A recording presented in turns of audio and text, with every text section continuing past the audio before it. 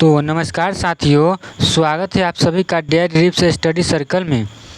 तो पार्ट 1 में हम एमसीक्यू देख चुके हैं। जो त्रैमासिक परीक्षा जुलाई का जो हुआ है संस्कृत का, जो ऑब्जेक्टिव का था उसको हम कवर कर चुके हैं। ठीक है, तो पार्ट 1 उसका कवर हो गया। तो पार्ट 2 का वीडियो है जो क्वेश्चन आंसर से संबंधित है। तो चलिए क्लास को शुरू करते हैं। तो खंड ब में हम क्या देखने वाले हैं, तो खंड ब में हम जो 2 नंबरिया जो क्वेश्चन आंसर आता है खंड ब में, तो वो सब को हम कवर करेंगे। ठीक है, तो चलिए क्लास को स्टार्ट करते हैं। तो पहला क्वेश्चन है कि मंगलम पाठ में किसके बारे में चर्चा की गई है और उसे कैसा बताया गया है। तो देखिए, मंगलम पाठ में परमात्मा मतलब क्या होता है, ईश्वर, और आत्मा के बारे में चर्चा की गई है। जो परमात्मा को सर्वव्यापी जो सभी चीज़ को जानता हो और सत्य और जगत का रचयिता बताया गया है, वही आत्मा का सूक्ष्म से सूक्ष्म तथा महान से महान बताया गया है, जो सभी प्राणियों के हृदय में निवास करती है। ठीक है, दूसरा क्वेश्चन था कि विद्वान नाम रूप छोड़कर कैसे परमात्मा के पास चले जाते हैं। तो देखिए, मुंडक उपनिषद के अनुसार जिस प्रकार बहती हुई नदी अपने नाम और रूप को त्याग कर समुद्र में विलीन मतलब होता है कि समाहित हो जाती है, उसी प्रकार विद्वान पुरुष अपने नाम रूप अहंकार मतलब गुस्सा होता है। ठीक है, अहंकार को छोड़कर परम पिता परमात्मा में लीन हो जाते हैं, यानी उसमें समा जाते हैं। ठीक है, तो अगला 3 नंबर क्वेश्चन देखते हैं। 3 नंबर क्वेश्चन था कि मैं उस महान पुरुष को जानता हूँ, वो कैसा है। तो इसका आंसर क्या हो जाता है, तो महान पुरुष को आदित्य मतलब होता है सूरज के समान प्रकाशमान और अज्ञान रूपी अंधकार से परे बताया गया है। प्रकाशमान मतलब होता है कि उजाला, ठीक है, और हो जाएगा अंधकार मतलब अंधेरा। उस परमात्मा को जानकर ही मनुष्य मृत्यु पर विजय प्राप्त कर सकता है। ठीक है, अंधकार और प्रकाश को, परमात्मा को जानकर मनुष्य मृत्यु को पर विजय प्राप्त कर सकता है। ठीक है, चौथा नंबर क्वेश्चन था कि पटना का इतिहास कितने वर्ष पुराना है। तो पटना को हम क्या बोलते थे पहले, पाटलिपुत्र। ठीक है, तो पटना का इतिहास जो लगभग 2500 वर्षों पुराना है। यहाँ प्राचीन काल से कई सांस्कृतिक और ऐतिहासिक घटनाएं घटी हैं। 5 नंबर क्वेश्चन है कि पटना के विषय में महात्मा बुद्ध ने क्या कहा था। तो महात्मा बुद्ध ने पटना को कहा था कि उस समय पाटलिपुत्र ग्राम था। ठीक है, जब कहा था तो उस समय क्या था, गांव का नाम पाटली ग्राम था पटना का। ठीक है, तो उसके विषय में भविष्यवाणी करते हुए कहा था कि यह नगर भविष्य में एक विशाल महानगर बनेगा। जैसे पटना पहले गांव था ना, तो उसको बारे में बोले थे बुद्ध जी कि भविष्य में यह ना बहुत बड़ा विशाल महानगर बनेगा, लेकिन यह नगर हमेशा बाढ़ में पानी टाइप की, ठीक है, अग्नि मतलब आग हो जाएगा, कलह मतलब हो जाएगा कि आपसी झगड़ों के भय से घिरा रहेगा। ये तीनों से क्या रहेगा, घिरा रहेगा पटना। ठीक है, सही बात है। क्या है 6ठा नंबर क्वेश्चन कि चंद्रगुप्त मौर्य के समय में पटना की व्यवस्था कैसी थी। तो चंद्रगुप्त मौर्य के शासन काल में पटना की व्यवस्था और रक्षा प्रबंध अत्यंत उत्कृष्ट एवं सुदृढ़ थे। इस नगर की शोभा और सुरक्षा देखकर विदेशी यात्री यानी मेगास्थनीज ने इसकी बहुत प्रशंसा की है। तो चंद्रगुप्त मौर्य के समय में ना देखिए, ये कोई यात्री था, विदेशी यात्रा, जिनका नाम क्या था, मेगास्थनीज, जो वह प्रशंसा की थी कि यहाँ की शोभा और सुरक्षा देखकर वो बहुत खुश हुए थे। ठीक है, 7 नंबर क्वेश्चन था कि राजा अशोक के समय पटना कैसा था। तो 7 नंबर का आंसर क्या हो जाएगा कि राजा अशोक के शासन काल में पटना की शोभा और समृद्धि में काफ़ी वृद्धि हुई। यह शहर अत्यधिक विशाल और वैभवशाली हो गया। विशाल मतलब बड़ा होता है। ठीक है, काव्य मीमांसा नामक ग्रंथ के पटना के बारे में क्या कहा गया है। तो आचार्य राजशेखर द्वारा रचित काव्य मीमांसा में कहा गया है कि पाटलिपुत्र यानी पटना एक प्राचीन और महान शिक्षा का केंद्र रहा है। यहाँ पाणिनि और वरुरुचि जैसे महान विद्वानों ने परीक्षा दी थी और ख्याति प्राप्त की थी। ठीक है, पाटलिपुत्र को न काव्य मीमांसा में कहा गया है कि यह महान शिक्षा का केंद्र है। ठीक है, यहाँ बहुत सारा पढ़ाई लिखाई चलता है, इसका मतलब हुआ। अगला था 9 नंबर क्वेश्चन कि कौमुदी महोत्सव किस राजा के समय में होता था। तो कौमुदी महोत्सव गुप्त वंश के शासन काल में पाटलिपुत्र में शरद ऋतु, जो ठंडा टाइप के होता है, जो बरसात के दौरान, ठीक है, यानी वर्षा ऋतु समय होता है। ठीक है, तो शरद ऋतु के दौरान बड़े ही धूमधाम से मनाया जाता था। यह उत्सव आज की दुर्गा पूजा की तरह आनंदमय होता है। ठीक है, जो बारिश होता है ना उसको बोलते हैं हम लोग शरद ऋतु। 10वां नंबर क्वेश्चन था कि मध्यकाल में पटना की स्थिति कैसी थी। तो मध्यकाल में लगभग 18वीं सदी में पटना की स्थिति जीर्ण शीर्ण थी और इसका विकास काफ़ी समय तक अवरुद्ध रहा। इस दौरान मुगलों, अंग्रेजों और नवाबों के शासन के बाद शहर ने दोबारा विस्तार लिया। अगला है 11 नंबर क्वेश्चन कि पटना के दर्शनीय स्थल कौन कौन से हैं। तो पटना के प्रमुख दर्शनीय स्थलों में से गोलघर, कुम्हारार, महावीर मंदिर पटना, संग्रहालय, बुद्ध स्मृति पार्क, बिहार संग्रहालय, तख्त श्री हरि मंदिर साहिब और तारामंडल शामिल हैं। दर्शनीय स्थल मतलब हो जाए कि घूमने वाला जगह है सब, ठीक है। पहला आलसी 12 नंबर क्वेश्चन है कि पहला आलसी आग लगने पर क्या कहा।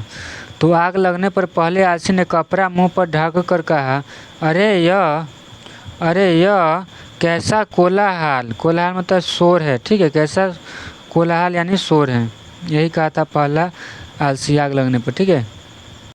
अगला 13 नंबर है कि वीरेश्वर क्या सोचकर दानशीलता और कारुणिकता दिखाता था। तो मिथिला के मंत्री वीरेश्वर स्वभाव से दयालु और दानशील थे। वह ये सोचते थे कि समाज में अनाथों, संकटग्रस्तों और आलस्यों का कोई सहारा नहीं होता, इसलिए वे उन्हें प्रतिदिन इच्छानुसार भोजन और वस्त्र दान करते थे, क्योंकि आलसी लोग खुद से अपना पेट नहीं भर सकते, ठीक है। यही था उनका सोच। अलस कथा समाज के किस दुर्गुण को दिखा रही है। तो अलस कथा पाठ का समाज में व्याप्त आलस्य के दुर्गुण को दिखाता है। यह दर्शाता है कि आलस्य मनुष्य का सबसे बड़ा शत्रु है, यानी शत्रु मतलब दुश्मन होता है, जिससे व्यक्ति का जीवन संकट में पड़ जाता है और वह दूसरों पर आश्रित हो जाता है। अगला क्वेश्चन है 15 कि कृत्रिम आलसी का वहाँ कैसे पहुँचे। तो आंसर हो जाएगा इसका कि असली आलसियों को मिलने वाले मुफ्त भोजन, वस्त्र और सुख सुविधा को देखकर धूर्त मतलब होता है बनावटी लोग, उसी को बोलते हैं कृत्रिम, आलस का ढोंग रच कर वहाँ पहुँच गए। 16 नंबर क्वेश्चन है कि आलसियों की रक्षा करने वाला कौन होता है।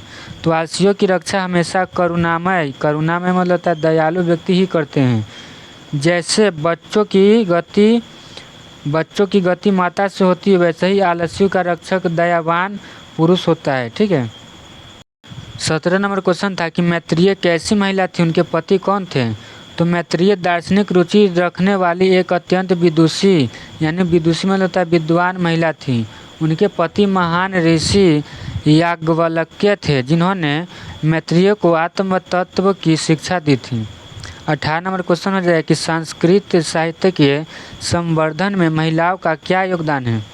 तो वैदिक काल से ही लेकर आज तक संस्कृत साहित्य के संवर्धन में महिलाओं का बहुत बड़ा योगदान रहा, जिससे प्राचीन काल में कृषिकाओं ने मंत्रों के दर्शन किए। मध्यकाल में विजयांका जैसी काव्यत्रियों ने सुंदर रचनाएं की और आधुनिक काल में भी महिला विभिन्न ग्रंथों और काव्यों की रचना कर रही है। अगला हो जाएगा कि दक्षिण भारत के 5 संस्कृत लेखिकाओं और कवयित्री के नाम लिखना है। तो दक्षिण भारत की प्रमुख 5 संस्कृत लेखिकाएं कवयित्री क्या है। तो एक है शीला भट्टारिका, दूसरा हो जाएगा देव कुमारिका, तीसरा है रामभद्रांबा, चौथा हो जाएगा तिरुमलांबा और विजयांका हो जाएगा, ठीक है। ये 5 संस्कृत के लेखिकाएं हैं। वर्तमान में संस्कृत की प्रसिद्ध कवयित्रियाँ के नाम लिखें। तो वर्तमान समय में आधुनिक और समकालीन की प्रसिद्ध संस्कृत का लेखिकाओं में से पंडिता क्षमा राव है, दूसरा है वनमाला भवालकार, ठीक है।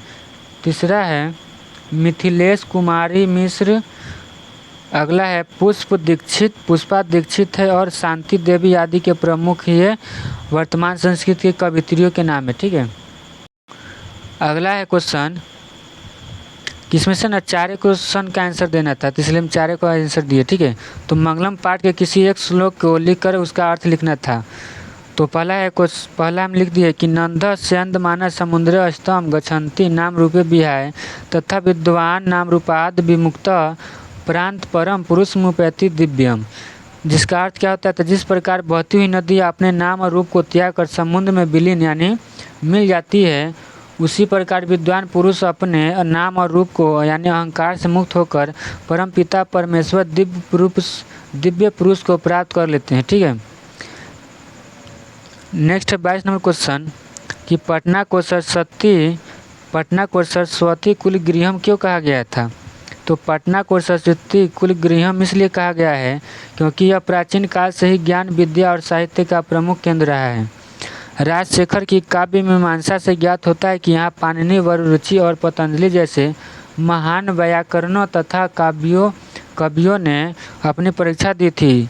यहाँ कई महान विद्वान रहते थे जिसके कारण इसे ज्ञान की देवी सरस्वती का घर माना जाता था। ठीक है, इसीलिए सरस्वती कहा गया पटना को।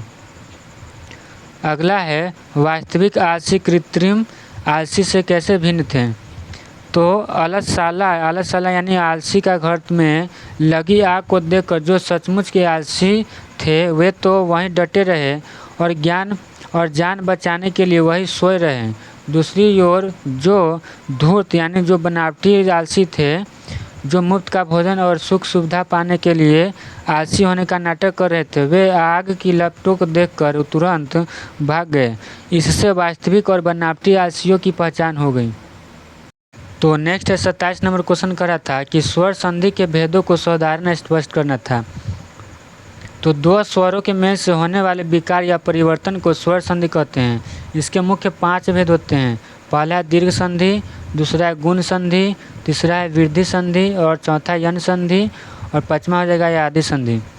दीर्घ संधि में ह्रस्व या दीर्घ स्वर आपस में मिलकर दीर्घ हो जाते हैं। ठीक है, जैसे में आप विद्या प्लस में आले यानी आ प्लस आ क्या बन जाएगा मेरा आए बन जाएगा। ठीक है, गुण संधि में क्या हो जाएगा कि अ चाहे आ के साथ ई छोटी ई चाहे बड़ी ई मिलने पर, ए चाहे छोटा ऊ चाहे बड़ा ऊ मिलने पर, ओ और री मिलने पर अर हो जाते हैं। ठीक है, गुण संधि में उदाहरण में क्या हो जाएगा कि नर प्लस में इस, तो इसका नरेश हो जाएगा।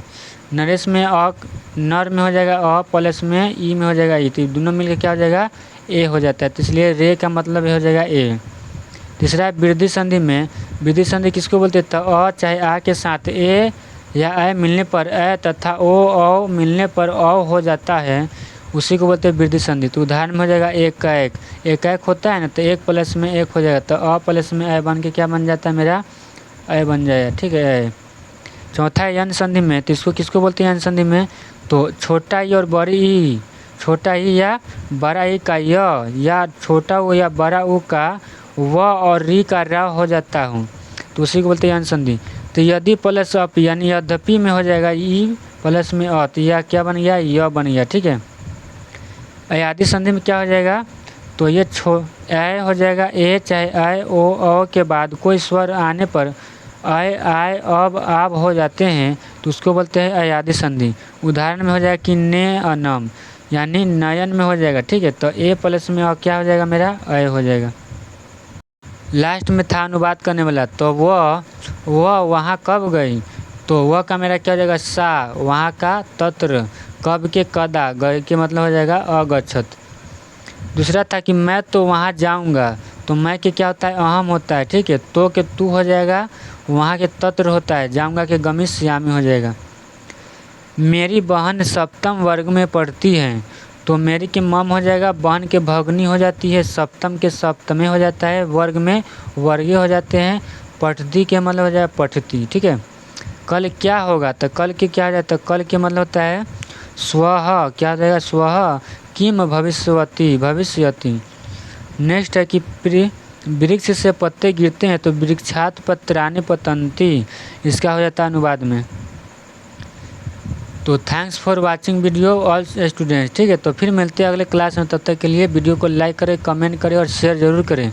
तो फिर मिलते हैं अगले वीडियो में, तब तक के लिए थैंक यू। जय हिंद, जय भारत।